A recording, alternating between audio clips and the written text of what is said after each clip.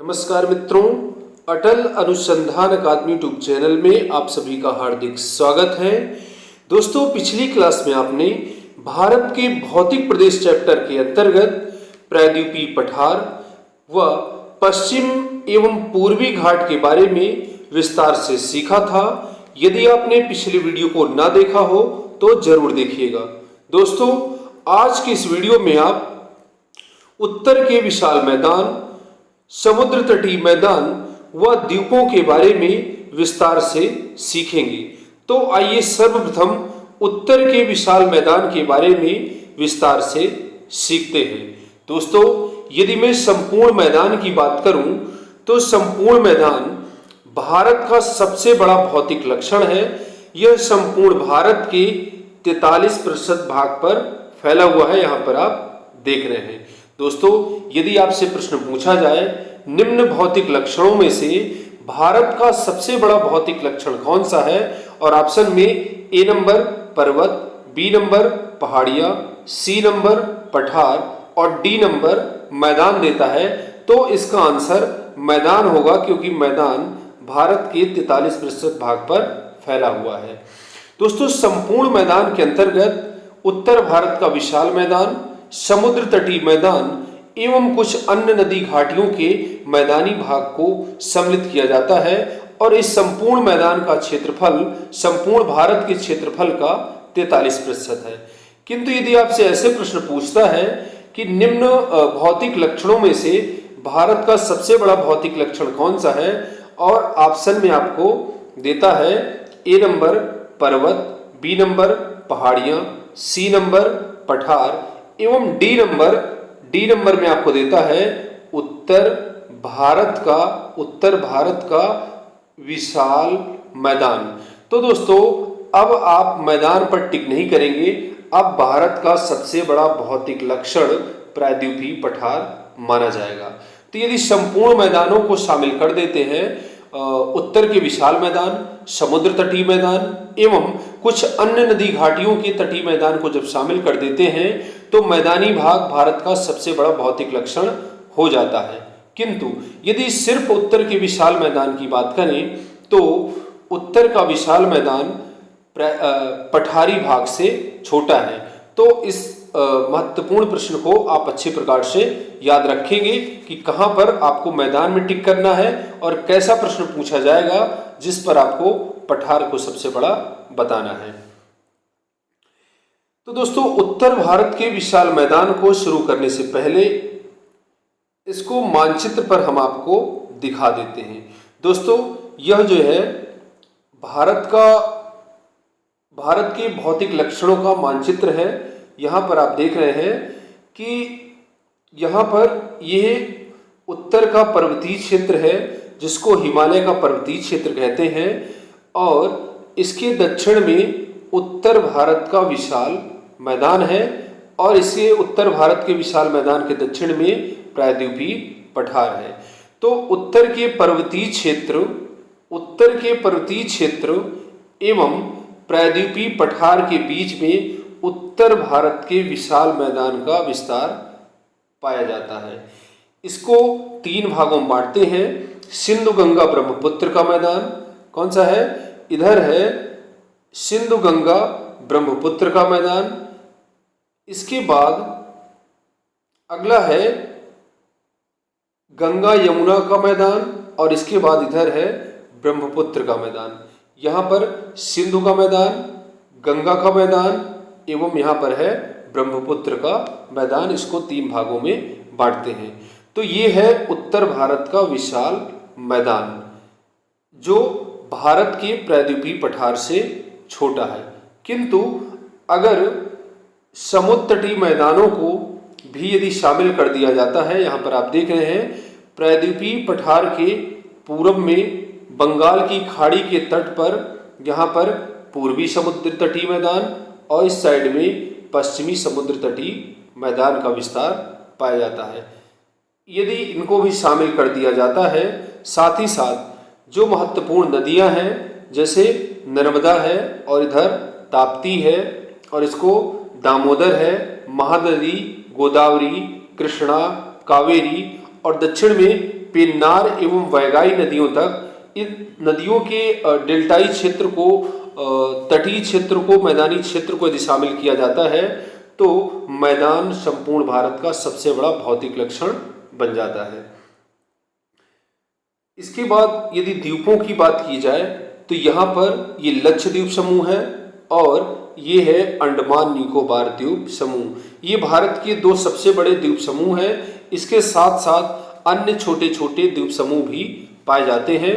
तो आज के इस वीडियो में आप विशाल मैदान, भारतीय तट, समुद्री तट एवं द्वीप के बारे में पढ़ेंगे।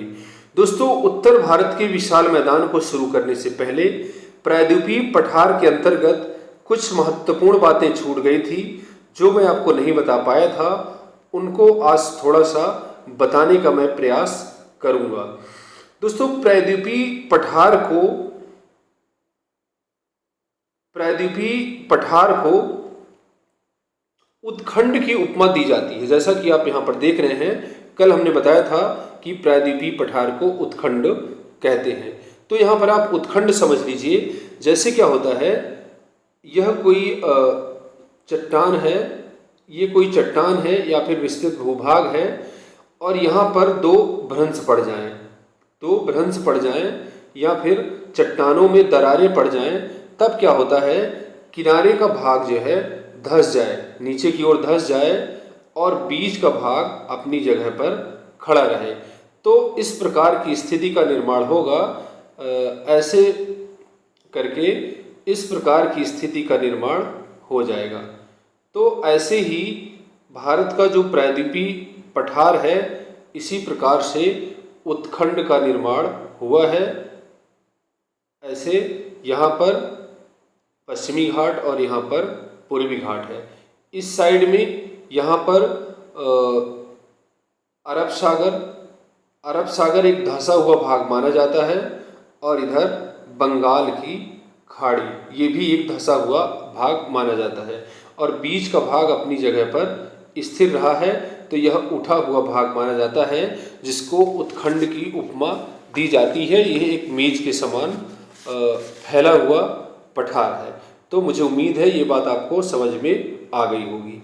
इसके बाद दोस्तों, प्रायद्वीपीय पठार के बाद मैंने आपको पश्चिमी घाट एवं पूर्वी घाट के बारे में विस्तार से पढ़ाया था, जिसमें जो पूर्वी घाट की महत्वपूर्ण पर्वत श्रेणियां थी उनको मैप पर बताने के लिए मुझे भूल गया था, इसलिए थोड़ा सा मैंने पूरे वीडियो को देखा और मुझे लगा कि ये बताना चाहिए। कई लोगों के फ़ोन भी आए, सर आपने पूर्वी घाट की पहाड़ियों को छोड़ दिया है। तो यहाँ पर आप देख लीजिए, यहाँ पर पूर्वी घाट की जो पहाड़ियाँ हैं, उड़ीसा में मलयागिरी है,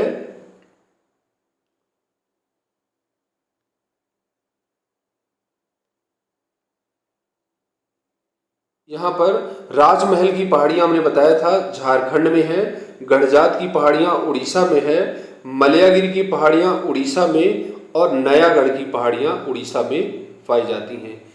इसके बाद दोस्तों, रंपा की पहाड़ियाँ यहाँ पर देख रहे हैं आप, आंध्र प्रदेश में है। शेषाचलम की पहाड़ियाँ आंध्र प्रदेश में और नल्लामलाई की पहाड़ियाँ आंध्र प्रदेश में, पालकोंडा पहाड़ियाँ आंध्र प्रदेश में, जवादी यहाँ पर देख रहे हैं, जवादी, सेवराय, पंचामलाई एवं पालनी की पहाड़ियाँ, ये उत्तर से दक्षिण की ओर यहाँ पर दी हुई है। जवादी, सेवराय, पंचामलाई एवं पालनी की पहाड़ियाँ तमिलनाडु में पाई जाती हैं। इसके बाद दोस्तों, अब उत्तर भारत के विशाल मैदान का आप अध्ययन करेंगे। उत्तर भारत का विशाल मैदान, इसे सिंधु गंगा ब्रह्मपुत्र का मैदान कहा जाता है क्योंकि यह मैदान 3 नदी तंत्रों के द्वारा बना हुआ है। सिंधु नदी तंत्र, ब्रह्मपुत्र नदी तंत्र एवं गंगा नदी तंत्र। यह नवीन भौतिक प्रदेश है दोस्तों। इसका निर्माण हिमालय पर्वत के बाद हुआ है। सबसे पहले प्रायद्वीपीय पठार, इसके बाद हिमालय और इसके बाद उत्तर भारत के विशाल मैदान का निर्माण हुआ है। यह नवीन भौतिक प्रदेश है, इसका निर्माण हिमालय के बाद हुआ है। यह हिमालय पर्वत तथा दक्षिणी प्रायद्वीपीय भारत से आने वाली नदियों द्वारा लाए गए अवसादों से बना हुआ है।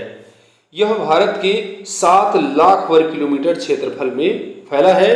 कितने लाख वर्ग किलोमीटर क्षेत्रफल में? यह भारत के 7 लाख वर्ग किलोमीटर क्षेत्रफल में फैला हुआ है। इसके बाद दोस्तों, इसके जमाव की गहराई 2000 मीटर है। तो यह मैदान जो है लगभग 2000 मीटर है। बहुत सारे विद्वान तो इसको 3 से 4000 मीटर गहरा भी मानते हैं। यह गंगा एवं सिंधु नदी के मुहाने के बीच पूरब से पश्चिम दिशा में फैला हुआ है। पूरब से पश्चिम दिशा में 3200 किलोमीटर की लंबाई व 150 से 300 किलोमीटर की चौड़ाई में यह फैला हुआ है। उच्चावच की दृष्टि से इस मैदान को कई भागों में बांटते हैं। तो पहले दोस्तों, यहाँ पर कुछ महत्वपूर्ण बातें हैं जिसको आप भारत के मानचित्र पर समझेंगे। तो यहाँ पर ये उत्तर का यहाँ पर पर्वतीय क्षेत्र है और दक्षिण में इसके प्रायद्वीपीय पठार है। इन दोनों के बीच में उत्तर भारत का विशाल मैदान यहाँ पर फैला हुआ है। उत्तर भारत का विशाल मैदान फैला हुआ है। इसका निर्माण हिमालय पर्वत के बाद हुआ है। और इसका निर्माण कैसे हुआ है? यहाँ पर हिमालय पर्वत से जो भी नदियाँ आती थी, उन नदियों द्वारा इस पर सेडिमेंट्स का या फिर अवसादों का जमाव किया गया है और धीरे धीरे इसको पाट दिया गया है और मैदान का निर्माण हुआ है। ऐसे ही प्रायद्वीपीय भारत के पठार से आने वाली नदियाँ जो उत्तर की ओर आती हैं, इन नदियों ने भी इसको पाटने का कार्य किया है। इस प्रकार से उत्तर भारत के विशाल मैदान का निर्माण हुआ है। यह भारत के 7 लाख वर्ग किलोमीटर क्षेत्रफल पर फैला हुआ है और यह सिंधु नदी के मुहाने से लेकर के ब्रह्मपुत्र नदी तक यहाँ पर पूरा लगभग 3200 किलोमीटर की लंबाई में 150 से 300 किलोमीटर की चौड़ाई में फैला हुआ है। उत्तर के विशाल मैदान को कई भागों में बांटा जाता है। इनको आप समझिएगा। पहले क्या है? भाबर प्रदेश, दूसरा है तराई प्रदेश, तीसरा है काप प्रदेश। काप प्रदेश को बांगर प्रदेश और इसको खादर प्रदेश भी कहा जाता है। अब बांगड़, खादर, भाबर, तराई के बारे में आप सीखिए। दोस्तों, इसमें क्या है कि जहाँ पर उत्तर का विशाल मैदान खत्म होता है मानचित्र में, जहाँ पर उत्तर का विशाल पर्वतीय भाग खत्म होता है, यहाँ पर आप मानचित्र पर देख रहे हैं, ये उत्तर का पर्वतीय क्षेत्र है। और पर्वतीय क्षेत्र के पर्वतपदीय क्षेत्र में यहाँ पर क्या होता है, उत्तर से बहुत सारी नदियाँ आती हैं और यहाँ पर बहती है। अब बड़े बड़े कंकड़ों के बीच में नदियाँ छिप जाती हैं। बड़े बड़े कंकड़ों के बीच में क्या होता है, नदियाँ छिप जाती हैं और नदियाँ अपने यहाँ पर हिमालय के पर्वतीय क्षेत्र में बड़े बड़े कंकड़ जो है डाल देती हैं और इन कंकड़ों के बीच में नदियाँ विलुप्त हो जाती हैं। तो इस बड़े बड़े कंकड़ वाले क्षेत्र को भाबर कहा जाता है। क्या कहते हैं? इसको भाबर कहा जाता है और यहाँ पर नदियाँ विलुप्त हो जाती हैं। इसके बाद दोस्तों क्या होता है, थोड़ी दूर बाद नदियाँ प्रवाहित होकर अंडरग्राउंड हो जाती हैं और यहाँ पर इसके बाद नदियाँ फिर से बाहर निकल आती हैं और ऊपर दिखाई देने लगती हैं। यहाँ पर की जो मिट्टी होती है अपेक्षाकृत यहाँ पर कंकड़ जो छोटे छोटे होते हैं और इसको तराई क्षेत्र कहा जाता है। तो पहले क्या होगा, हिमालय का पर्वतीय क्षेत्र की अंतिम पर्वत श्रेणी होगी शिवालिक। शिवालिक के पर्वतपदीय क्षेत्र में बड़े बड़े कंकड़ पत्थर पाए जाएंगे जहाँ पर नदियाँ विलुप्त हो जाएंगी, इसको कहा जाएगा भाबर। और भाबर के दक्षिणी क्षेत्र में नदियाँ पुनः दिखाई देने लगती हैं, ऊपर प्रवाहित होने लगती हैं, इसको तराई क्षेत्र कहा जाता है। तो आपने यहाँ पर भाबर एवं तराई क्षेत्र के बारे में विस्तार से सीखा।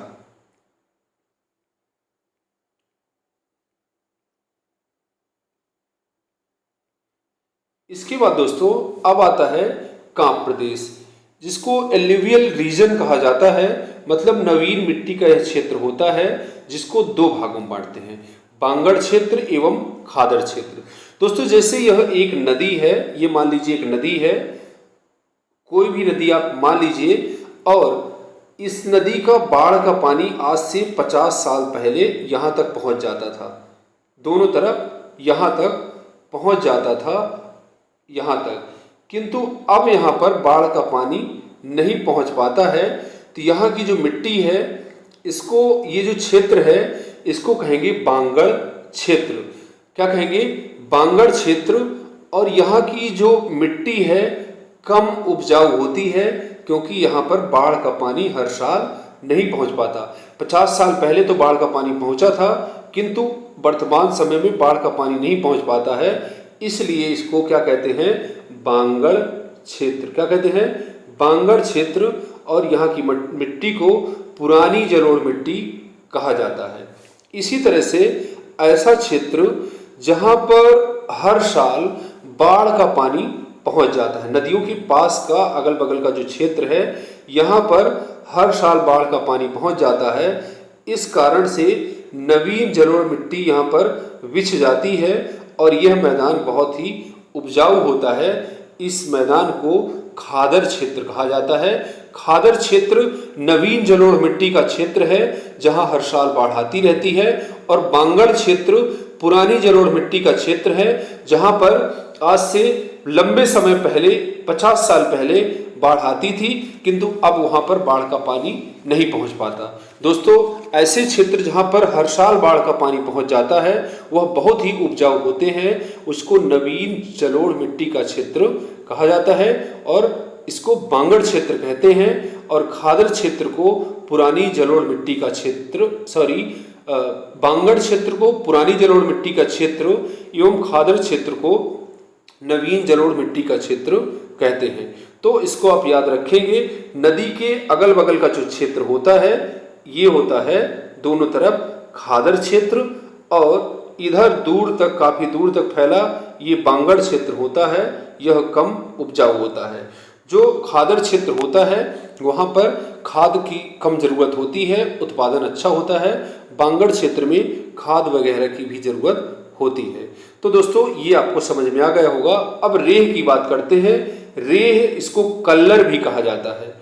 यहाँ पर दोस्तों क्या होता है, मैदानी क्षेत्रों में जहाँ पर अत्यधिक सिंचाई कर दी जाती है, अत्यधिक सिंचाई के कारण क्या होता है, मिट्टी की ऊपरी सतह पर नमक की मात्रा बढ़ जाती है, नमक की एक लेयर बिछ जाती है, और ऐसी मिट्टी को रेह या कल्लर कहा जाता है। सफेद सफेद नमक की मिट्टी की ऊपर परत बिछ जाती है। तो इसका कारण क्या है, अत्यधिक सिंचाई के कारण, जब मैदानी क्षेत्रों में अत्यधिक सिंचाई के कारण मिट्टी के ऊपरी परत पर नमक की एक परत बिछ जाती है, इसको जो है ऐसी मिट्टी को रेह कहते हैं। यह एक प्रकार से मिट्टी अनुपजाऊ होने लगती है। इस प्रकार की मिट्टी पश्चिमी उत्तर प्रदेश में व राजस्थान की इंदिरा गांधी नहर वाले क्षेत्र में पाई जाती है, क्योंकि यहाँ पर अत्यधिक सिंचाई की जाती है। इसके बाद दोस्तों अब बात करते हैं भूड़ की। भूड़ क्या है, बांगड़ मिट्टी के क्षेत्र में जहां ऊपर की मुलायम मिट्टी बह जाती है और वहां पर क्या बचती है, ककड़ीली भूमि बचती है, इसको भूड़ कहा जाता है। तो उपजाऊ मिट्टी, पानी में उपजाऊ मिट्टी ऊपर की बह जाती है, अब सिर्फ यहाँ पर बड़े बड़े कंकड़ बचते हैं और इस कंकड़ीली मिट्टी को भूड़ कहा जाता है। इसके बाद दोस्तों अब बात करते हैं डेल्टा की। दोस्तों डेल्टा क्या होता है, जब नदियां अपने मुहाने पर, मतलब समुद्र पर जब मिलती है तो इस प्रकार से त्रिभुज के आकार की एक आकृति बनाती है, इसको डेल्टा कहते हैं। डेल्टा शब्द का प्रयोग सर्वप्रथम हेरोडोटस महोदय ने नील नदी के डेल्टा के संबंध में किया था। तो डेल्टा, जो गंगा के डेल्टा की यदि बात की जाए तो यह मुख्य रूप से पश्चिम बंगाल राज्य में फैला हुआ है। इसके बाद पश्चिम बंगाल में सुंदरवन का डेल्टा है। डेल्टा के ऊपरी भाग में एक और महत्वपूर्ण बात है, डेल्टा के ऊपरी भाग में कहीं कहीं कुछ टीले पाए जाते हैं जिन्हें चार कहते हैं। क्या कहते हैं इनको पश्चिम बंगाल में? चार कहते हैं। यहाँ बसाव होते हैं, यहाँ पर गांव बसे हुए होते हैं और निम्न भूमि जो जल से भरी रहती है उसको बील कहते हैं। तो पश्चिम बंगाल में 4 एवं बील पाए जाते हैं। दोस्तों, जब नदी अपने उद्गम क्षेत्र से लेकर के समुद्र में जाती है तो समुद्र में मिलने से पहले कई भागों में विभाजित हो जाती है। इस प्रकार की जो आकृति बनती है उसको डेल्टा कहते हैं। अब डेल्टाई क्षेत्र में क्या होता है, बीच बीच में कुछ उठे हुए भाग होते हैं जहां पर गांव बसे हुए होते हैं। इनको क्या कहते हैं, चार। क्या कहते हैं, चार। और इसके बाद बीच में जो गहरे क्षेत्र होते हैं जहां पर दलदल होता है, पानी भरा होता है, इनको बील्स कहा जाता है। क्या कहते हैं, बील्स। इनको चार और बील्स कहा जाता है। पश्चिम बंगाल में 4 एवं बील्स पाए जाते हैं। अब क्या है दोस्तों, उत्तर भारत का जो विशाल मैदान है इसको कई भागों में बांटते हैं। जैसे यहाँ पर आप मानचित्र पर देख रहे हैं कि पहला जो भाग है इसको कहते हैं राजस्थान का मैदान। क्या कहते हैं इसको, राजस्थान का मैदान। मैंने आपको पहले भी बताया था कि राजस्थान का जो मैदान है या फिर जो मरुस्थल है यह प्रायद्वीपीय पठार के अंतर्गत नहीं बल्कि मैदानी क्षेत्र के अंतर्गत ही आता है। इसके बाद दूसरा है पंजाब का मैदान। राजस्थान के बाद दूसरा है पंजाब का मैदान। यहाँ पर आप देख रहे हैं ये पंजाब का मैदान है। इसके बाद दोस्तों ऊपरी गंगा का मैदान, मध्य गंगा का मैदान एवं निम्न गंगा का मैदान पाया जाता है। गंगा के मैदान को ऊपरी गंगा का मैदान जो उत्तराखंड एवं उत्तर प्रदेश के इलाहाबाद तक फैला हुआ है, ये है उत्तरी गंगा का मैदान। इलाहाबाद से लेकर के बिहार तक यहाँ पर ये मध्य गंगा का मैदान, और इसके बाद निचली गंगा का मैदान जो कि पश्चिम बंगाल में फैला हुआ है, यह एक प्रकार से डेल्टाई क्षेत्र है। इसको निचली गंगा का मैदान कहते हैं। और इधर ब्रह्मपुत्र नदी का जो मैदान है यहाँ पर इसको असम का मैदान भी कहा जाता है। राजस्थान का मैदान, पंजाब का मैदान, ऊपरी गंगा का मैदान, मध्य गंगा का मैदान, निचली गंगा का मैदान जिसको डेल्टाई भाग कहते हैं, पश्चिम बंगाल में है। और ब्रह्मपुत्र की घाटी असम में पाई जाती है, इसलिए इसको असम का मैदान भी कहते हैं। इसके बाद दोस्तों यहाँ पर भी आप मानचित्र में देख रहे हैं ये उत्तर का विशाल मैदान है। उत्तर के विशाल मैदान के अंतर्गत राजस्थान का मैदान, पंजाब हरियाणा का मैदान, और यहाँ पर ऊपरी गंगा का मैदान, मध्य गंगा का मैदान, मध्य गंगा का मैदान, और ये निचली गंगा का मैदान है, और इधर ब्रह्मपुत्र का मैदान है। और यहाँ पर कौन कौन से मैदान है, ये छत्तीसगढ़ का मैदान है। महानदी का जो बेसिन है इसको छत्तीसगढ़ का मैदान कहते हैं। इसके बाद गुजरात तट पर भी मैदान है, और ये पूर्वी तटीय मैदान, और यहाँ पर पश्चिमी तटीय मैदान पाया जाता है। तो दोस्तों यहाँ पर 4 बील वाली बात यदि की जाए तो आप जानते हैं गंगा नदी उत्तराखंड से निकलती है और यहाँ से निकल करके पूरब की ओर बहती हुई बंगाल की खाड़ी में मिल जाती है। तो दोस्तों बंगाल की खाड़ी में मिलने से पहले नदी यहाँ पर कई भागों में विभाजित होकर के डेल्टा का निर्माण करती है। यहाँ पर एक डेल्टा का निर्माण होता है और यहीं पर 4 बील का निर्माण होता है। डेल्टा के जो ऊपर उठे हुए भाग हैं यहाँ पर गांव बसे हुए होते हैं, इसको 4 कहते हैं, और नीचे दलदल वाला क्षेत्र जो होता है इसको बिल्स कहते हैं। दोस्तों सिंधु का जो मैदान है, सिंधु नदी तंत्र के अंतर्गत कई नदियां आती हैं जिसमें 5 मुख्य नदियां हैं, सिंधु, झेलम, चिनाव, रावी, ब्यास एवं सतलज। तो इन 5 नदियों के अंतर्गत 2 नदियों के बीच में जो क्षेत्र होता है इसको अलग अलग नामों से जाना जाता है। जैसे बिस्त ब्यास एवं सतलज नदी के बीच स्थित है। बिस्त जो दोआब है, दोआब मीन्स का होता है 2 नदियों के बीच का जो मैदान होता है इसको दोआब कहते हैं। तो बिस्त दोआब ब्यास एवं सतलज नदियों के मध्य है। बारी दोआब ब्यास एवं रावी के मध्य है। रचना दोआब रावी एवं चिनाव के मध्य है। और चाज दोआब चिनाब एवं झेलम के मध्य है तथा सिंधु सागर दोआब झेलम, चिनाब एवं सिंधु नदी के मध्य पाया जाता है। तो दोस्तों सिंधु नदी तंत्र, अभी जब भारत का अपवाह तंत्र आप पढ़ेंगे तो सिंधु नदी के बारे में आप विस्तार से अध्ययन करेंगे। जैसे यहाँ पर सिंधु है, फिर झेलम है, फिर चिनाब है, फिर रावी है, फिर व्यास है और फिर सतलज है। इस प्रकार से ये 6 नदियां जो है सिंधु, झेलम, चिनाब, रावी, व्यास, सतलज नदियां बहती हैं। और इन 2 नदियों के बीच में जो मैदान होता है इसको क्या कहते हैं, दोआब कहते हैं। और इन सभी दोआब को अलग अलग नामों से जाना जाता है, जिसको मैंने आपको अच्छी प्रकार से बताया है। सिंधु सागर दोआब झेलम तथा सिंधु के बीच, तो सिंधु है, ये सिंधु नदी है और ये झेलम नदी है।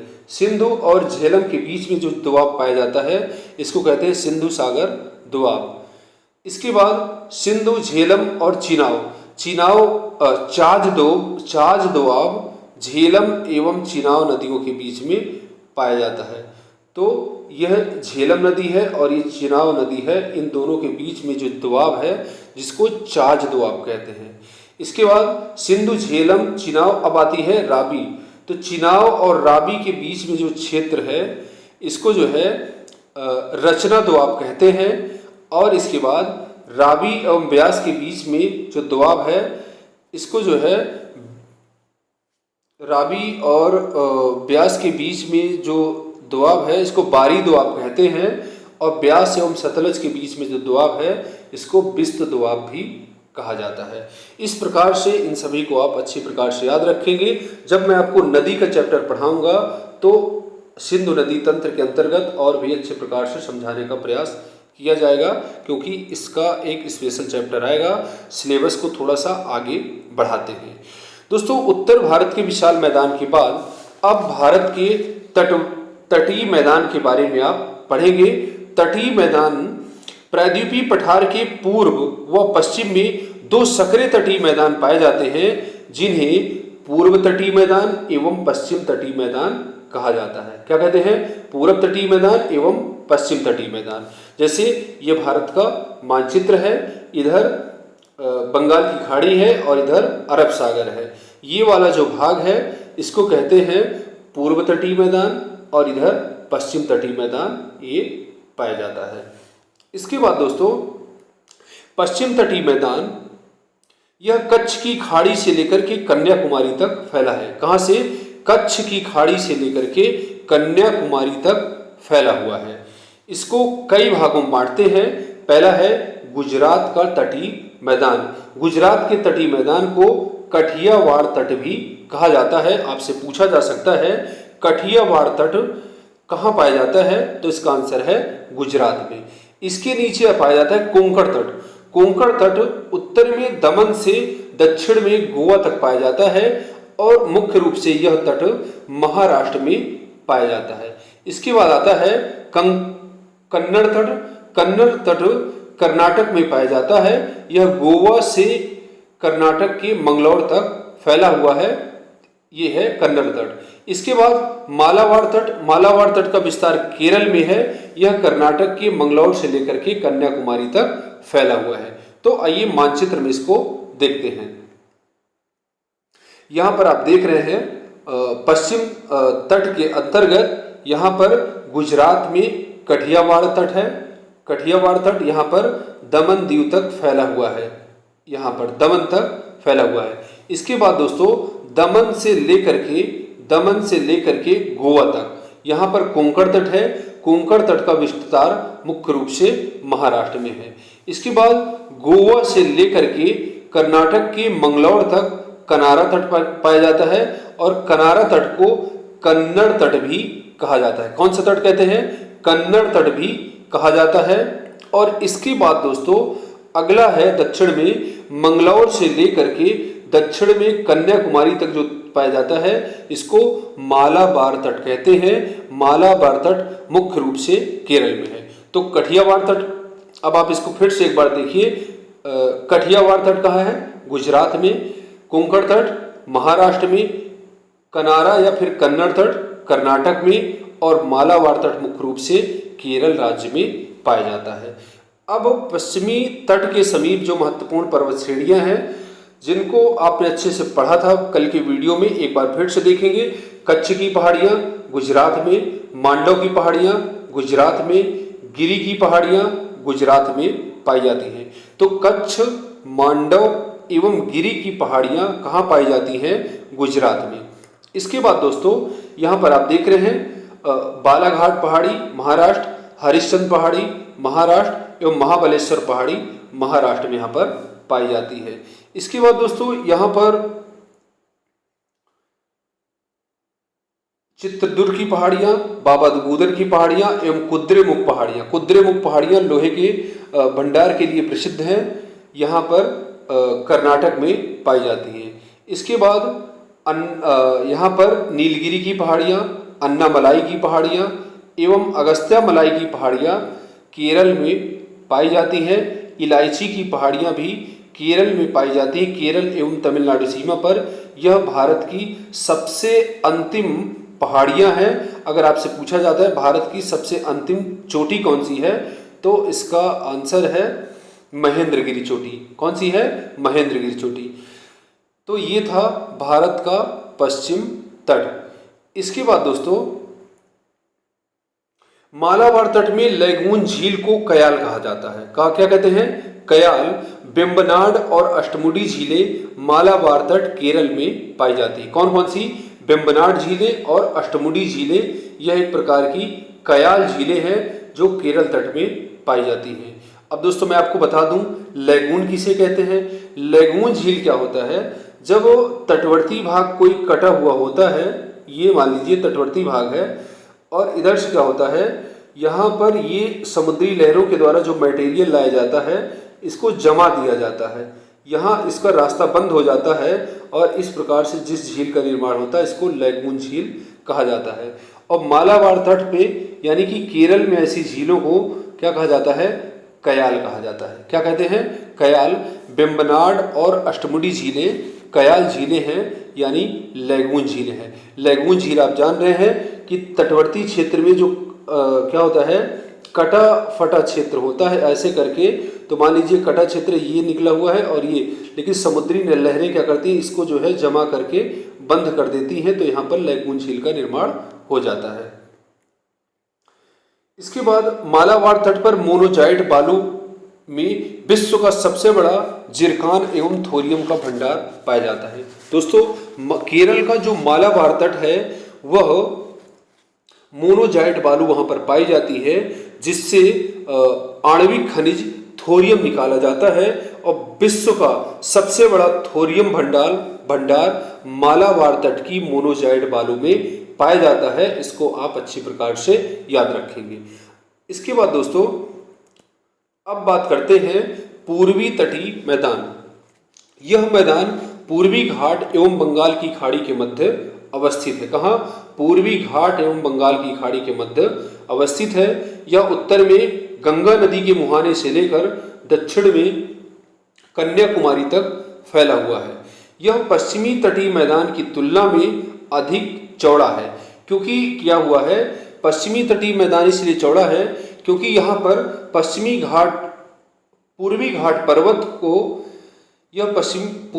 पर्वत को क्या किया गया है, नदियों ने काट काट करके मैदान में बदल दिया है। और क्या है, पश्चिमी घाट से महत्वपूर्ण नदियां निकलती हैं जो पूर्वी भाग में डेल्टा का निर्माण करती हैं। इस प्रकार से इसकी चौड़ाई अधिक है। जैसे दोस्तों यहाँ पर आप देख रहे हैं, यह पश्चिमी घाट पर्वत है और जो भी महत्वपूर्ण नदियां हैं पश्चिमी घाट पर्वत से निकल के पूरब की ओर बहती हैं। तो पहले कार्य क्या करती है, ये पूर्वी घाट पर्वत को काटती है, साथ ही साथ यहाँ पर डेल्टा का निर्माण करती है। इस प्रकार से जो पूर्वी मैदान है वह पश्चिम की अपेक्षा अधिक चौड़ा है, क्योंकि यहाँ पर पूर्वी जो तट है वो पूरी तरह से काट छांट करके मैदान में बदल दिया गया है। किंतु पश्चिमी घाट पर्वत अभी भी ऊंचा है, इसको पूरी तरह से यह जो है सतत रूप में है, किंतु पूर्वी घाट जो है विच्छिन्न रूप में है, कटे फटे रूप में है। पूर्वी घाट को भी जो है 3 भागों में मुख्य रूप से बांटा गया है। पहला है उत्कल तट। कौन सा तट है? उत्कल तट उड़ीसा में पाया जाता है। इसका विस्तार गंगा के डेल्टा से लेकर कृष्णा के डेल्टा तक फैला हुआ है। महानदी एवं कृष्णा के मध्य का जो क्षेत्र है उसको क्या कहते हैं? उत्तरी सरकार तट। दोस्तों, उड़ीसा के जो संपूर्ण तट है उसको उत्कल तट कहा जाता है। यह जो है गंगा नदी के डेल्टा से लेकर के कृष्णा नदी के डेल्टा तक फैला हुआ है, किंतु महानदी एवं कृष्णा के बीच में जो क्षेत्र है इसको उत्तरी सरकार तट कहा जाता है। अब दूसरा आता है काकीनाडा तट। काकीनाडा जो तट है वह आंध्र प्रदेश में फैला हुआ है। इसका विस्तार कृष्णा नदी के डेल्टा से लेकर के आंध्र प्रदेश तमिलनाडु सीमा पर स्थित, यहाँ पर कोलेरू लिखा है, इसको कट करिएगा, यहाँ पर पुलिकट झील, कौन सी झील? पुलिकट झील तक जो है इसका विस्तार पाया जाता है। तो उत्कल तट उड़ीसा में, काकीनाडा तट आंध्र प्रदेश में पाया जाता है। इसके बाद दोस्तों अगला जो तट है इसको कहते हैं कोरोमंडल तट। इसका विस्तार पुलिकट झील से, आंध्र प्रदेश तमिलनाडु सीमा पर स्थित पुलिकट झील से लेकर के कन्याकुमारी तक इसका विस्तार पाया जाता है। ये इसको क्या कहते हैं? कोरोमंडल तट। दोस्तों, ये जो कोरोमंडल तट है मुख्य रूप से तमिलनाडु राज्य में स्थित है और यहाँ पर ठंडी की ऋतु में वर्षा होती है। दोस्तों, जैसा कि आप जानते हैं कि भारत में सामान्य अधिकांश वर्षा गर्मी के दिनों में ही होती है, किंतु कोरोमंडल तट एक ऐसा तट है जहां पर ठंडी में वर्षा होती है। अब किन कारणों से वर्षा होती है, क्यों होती है, इन सब की चर्चा भारत की जलवायु के अंतर्गत की जाएगी। तो दोस्तों, यहाँ पर तट के पश्चिमी तट एवं पूर्वी तट के जो सभी नाम हैं उनके बारे में मैंने आपको बताया है, अच्छे से आप पढ़ेंगे। इसी तरह से उत्कल तट उड़ीसा में, काकीनाडा तट आंध्र प्रदेश में, कोरोमंडल तट तमिलनाडु में पाया जाता है। अब बात करते हैं भारत के द्वीप। भारत के द्वीप, भारत में यहाँ पर लिखा हुआ है 100 से अधिक द्वीप हैं। तो दोस्तों यहाँ पर सुधार करिएगा, यह प्री स्टूडेंट के द्वारा की गई गलती है। यहाँ भारत में 1000 से ज़्यादा द्वीप हैं जो बंगाल की खाड़ी, अरब सागर व झील व नदी में फैले हुए हैं। 2 मुख्य हैं, बंगाल की खाड़ी में व अरब सागर में व झील व महत्वपूर्ण नदियों में या फिर उनके मुहानों पर फैले हुए हैं। इसके बाद पहले बंगाल की खाड़ी के द्वीप म्यांमार की अराकान योमा की विस्तारित निमज्जन के शिखर है। इसको आप अच्छी प्रकार से समझिएगा। यहाँ जो बंगाल की खाड़ी के जो द्वीप हैं उनको अराकान योमा पर्वत का जो है निमज्जित भाग माना जाता है। अराकान योमा पर्वत म्यांमार में फैला हुआ है। इस प्रकार से म्यांमार में उत्तर से दक्षिण की ओर फैला हुआ है और ये माना जाता है कि जो अंडमान निकोबार द्वीप है यह अराकान योमा पर्वत के विस्तारित भाग हैं और उसी की चोटी पर ही द्वीप बसे हुए हैं। यानी कि अराकान योमा पर्वत बंगाल की खाड़ी में डूबा हुआ है और जो उसकी चोटियां हैं उसी पर जो है द्वीप अंडमान निकोबार द्वीप फैले हुए हैं।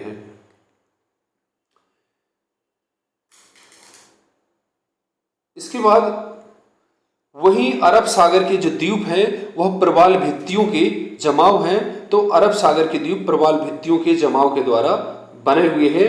मूंगा एक जीव होता है जो एक के बाद दूसरा जीव एक जीव जब खत्म हो जाता है तो दूसरा जीव उसी की खोल पर रहने लगता है और इस प्रकार से प्रवाल जो है अरबों खरबों की संख्या में होते हैं और द्वीप का निर्माण करते रहते हैं।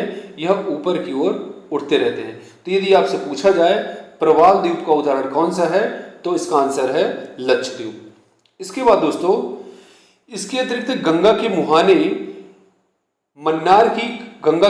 पर मन्नार की खाड़ी पर पूर्वी एवं पश्चिमी अपतटीय द्वीपों के सहारे कई प्रकार के द्वीप पाए जाते हैं। बात करते हैं बंगाल की खाड़ी के द्वीप।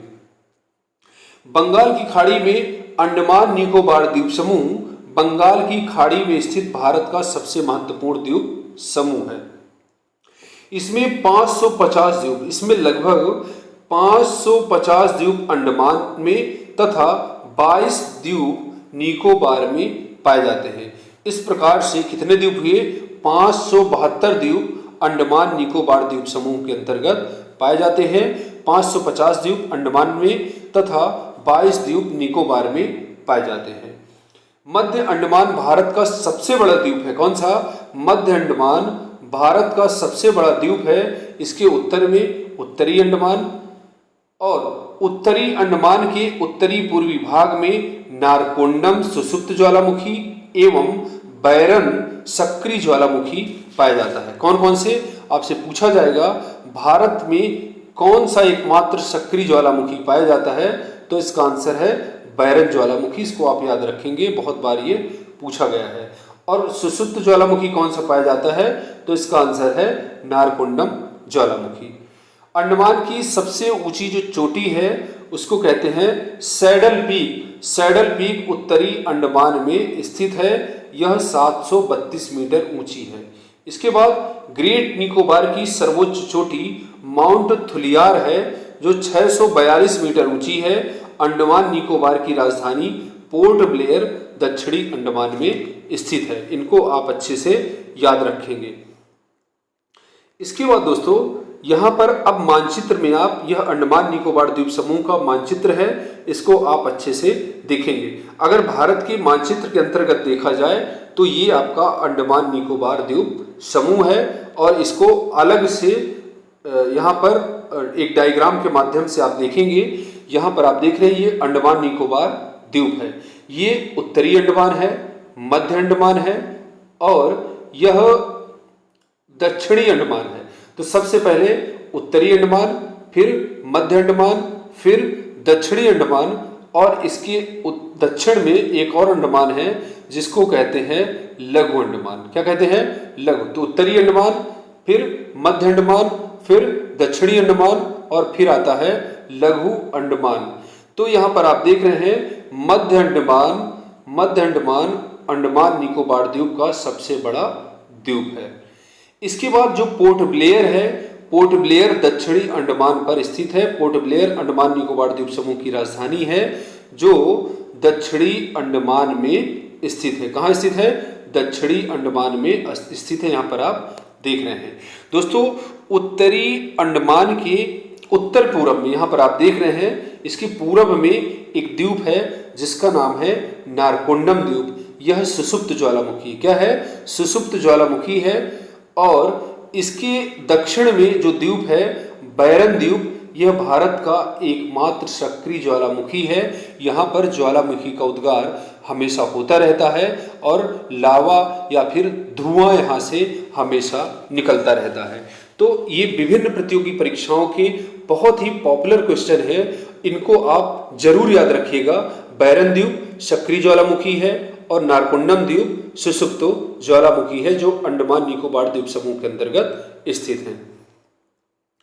इसके बाद दोस्तों यहाँ पर एक चीज आप देख रहे हैं कि दक्षिणी अंडमान और लघु अंडमान के बीच एक चैनल है जिसको डंकन पैसेज कहा जाता है। क्या कहा जाता है?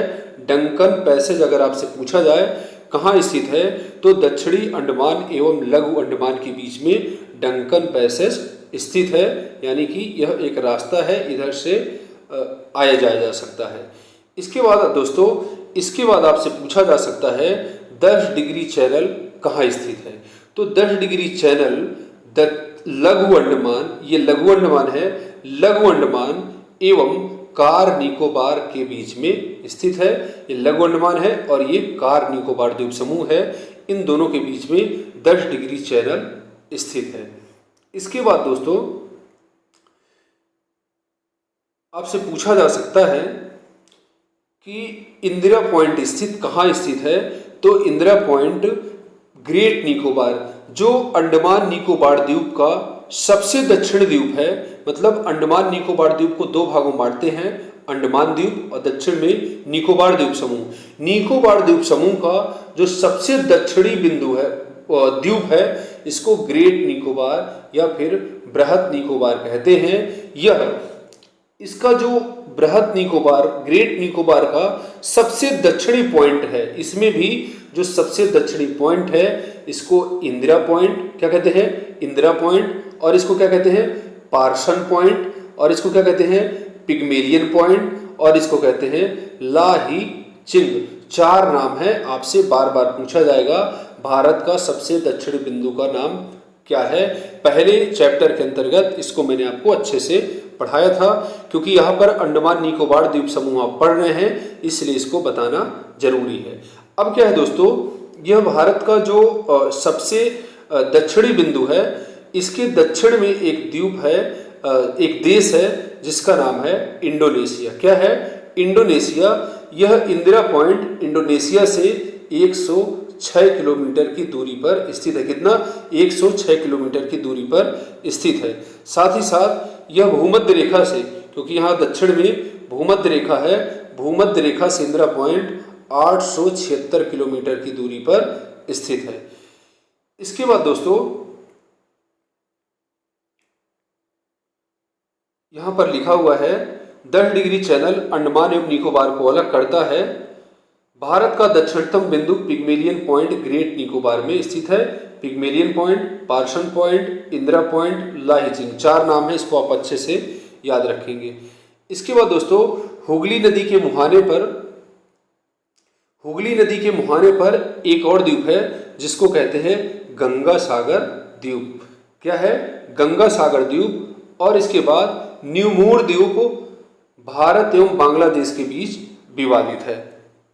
न्यूमूर द्वीप कहाँ पर है, यहाँ पर मानचित्र पर आप भारत के देखेंगे, यहाँ पर गंगा सागर द्वीप एवं न्यूमूर द्वीप हैं जो भारत एवं जो है बांग्लादेश के बीच में विवादित हैं। यहाँ पर आप देखेंगे,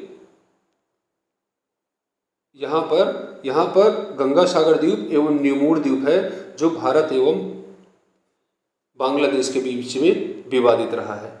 इसके बाद दोस्तों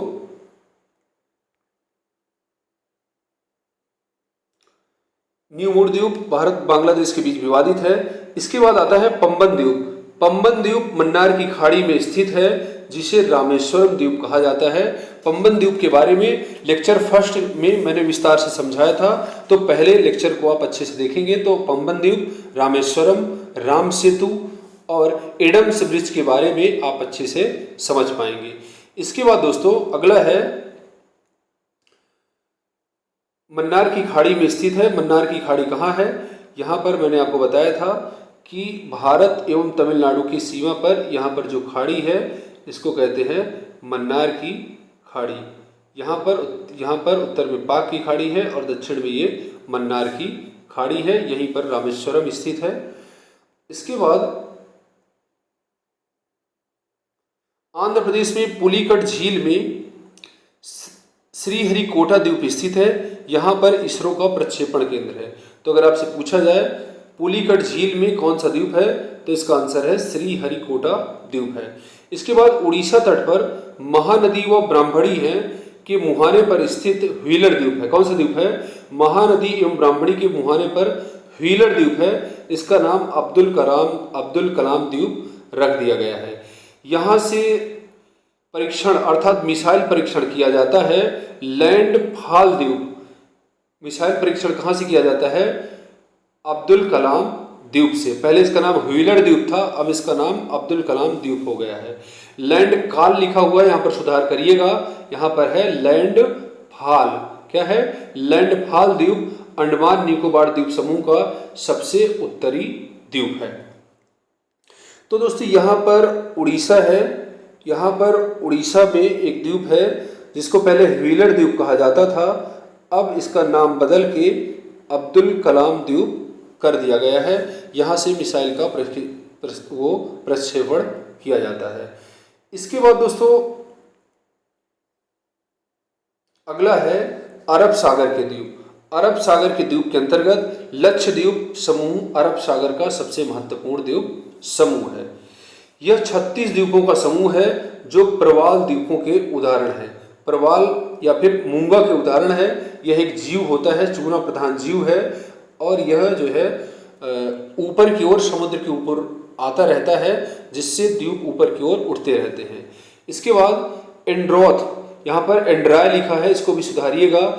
एंड्रोथ द्वीप लक्षद्वीप समूह का सबसे बड़ा द्वीप है। कौन सा है? एंड्रोथ लक्षद्वीप समूह का सबसे बड़ा द्वीप है।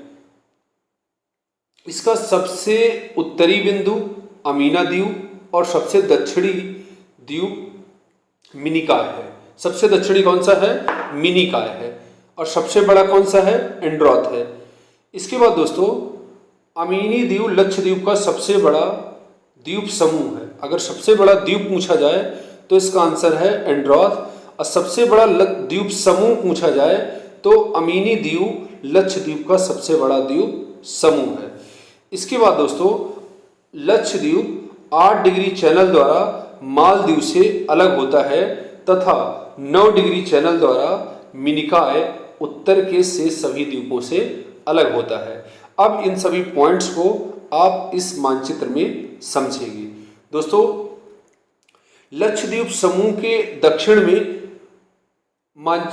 लक्षद्वीप समूह को आपने अभी मानचित्र पर देखा है। अगर ना देखा हो तो देख लीजिए। यह जो है अरब सागर के तट पर ये जो द्वीप है इसको लक्षद्वीप समूह कहते हैं। इसी का आपको विस्तृत रूप में अध्ययन करना है। यहाँ पर आप देख रहे हैं लक्षद्वीप दिया हुआ है और इसको दक्षिण से उत्तर की ओर देखते हैं।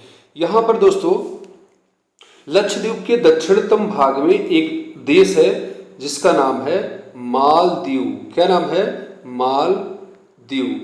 मालदीव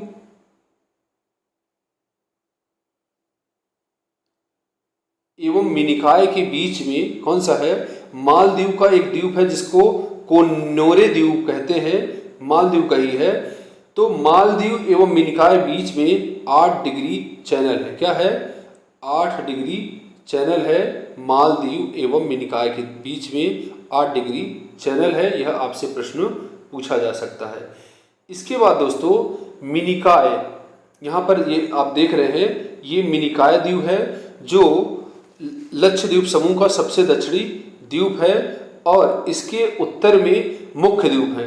तो जो 9 डिग्री चैनल है, 9 डिग्री चैनल है, मिनिकॉय को लक्षद्वीप के मेन द्वीपों से, अन्य द्वीपों से, उत्तर के द्वीपों से अलग करता है। इसके बाद दोस्तों यहाँ पर आप देख रहे हैं ये एंड्रोथ है। यह लक्षद्वीप का सबसे बड़ा द्वीप है। क्या है? सबसे बड़ा द्वीप है। और अमीनी द्वीप है, यह लक्षद्वीप का सबसे बड़ा द्वीप समूह है। अमीनी द्वीप द्वीप समूह है और एंड्रोथ सबसे बड़ा क्या है? द्वीप है। और लक्षद्वीप की राजधानी आप सभी जानते ही हैं, कवारती है। और लक्षद्वीप का निर्माण कैसे हुआ है? प्रवाल द्वीपों के द्वारा हुआ है। तो दोस्तों ये थे लक्षद्वीप समूह के बारे में। यहाँ पर इसके बाद और कुछ महत्वपूर्ण द्वीप हैं, जैसे विलिंगटन द्वीप केरल के कोच्चि शहर में है। केरल के कोच्चि शहर में कौन सा द्वीप है? विलिंगटन द्वीप है। इसको आप याद रखेंगे। इसके बाद नर्मदा एवं तापी नदी के मुहाने पर द्वीप है जिसका नाम है अलियावेट एवं खदियावेट। अलियावेट एवं खदियावेट द्वीप नर्मदा नदी के मुहाने पर, नर्मदा एवं ताप्ती नदी के मुहाने पर पाए जाते हैं।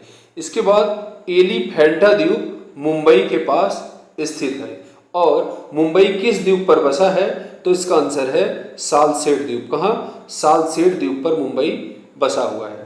इसके बाद दोस्तों एक और महत्वपूर्ण बात है, विश्व का सबसे बड़ा नदी द्वीप माजुली द्वीप है और यह असम में ब्रह्मपुत्र नदी के द्वारा बनाया गया है। कौन सा है? माजुली द्वीप। असम सरकार ने इसको 2016 में कब? 2016 में इसको एक जिले का दर्जा दिया गया है। तो यह दुनिया का पहला नदी द्वारा निर्मित द्वीप है जिसको जिला के रूप में घोषित किया गया है। जो ब्रह्मपुत्र नदी में स्थित है इसे असम का जिला घोषित कर दिया गया है। कब? 2016 में। इसको आप अच्छे से याद रखेंगे। अगर इसको आप मानचित्र पर देखें, मानचित्र पर भारत के, तो यहाँ पर आप देख रहे हैं, यहाँ पर क्या है, यहाँ पर ब्रह्मपुत्र नदी ऐसे करके आती है और ब्रह्मपुत्र नदी असम में कई भागों में, 2 भागों में बढ़ जाती है और बीच में क्या होता है, जमाव होता है। और यहाँ पर क्या है, यहाँ पर एक द्वीप का निर्माण हो गया है जिसको कहा जाता है माजुली द्वीप। तो माजुली द्वीप कहाँ है, असम में है। असम सरकार ने इसको जिला घोषित किया है।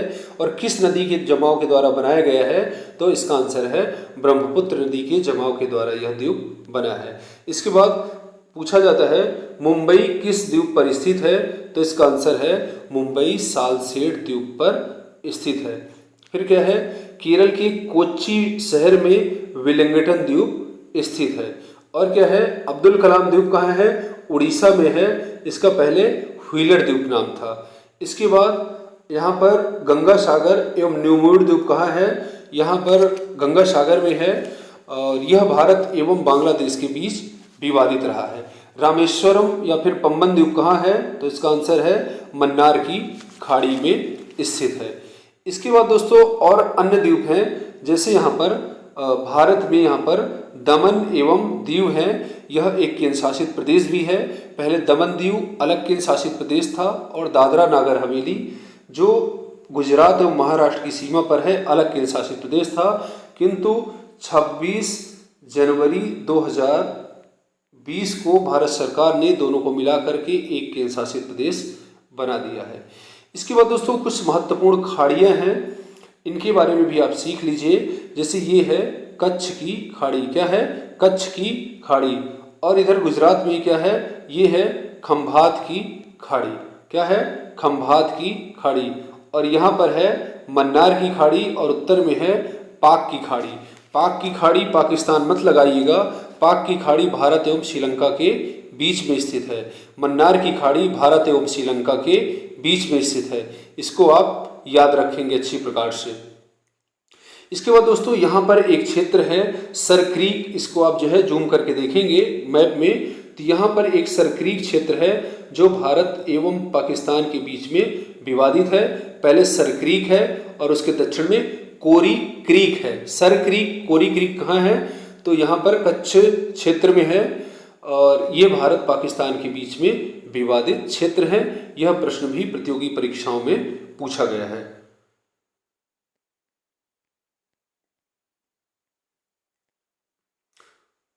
तो दोस्तों मुझे उम्मीद है यह वीडियो आपको अच्छा लगा होगा।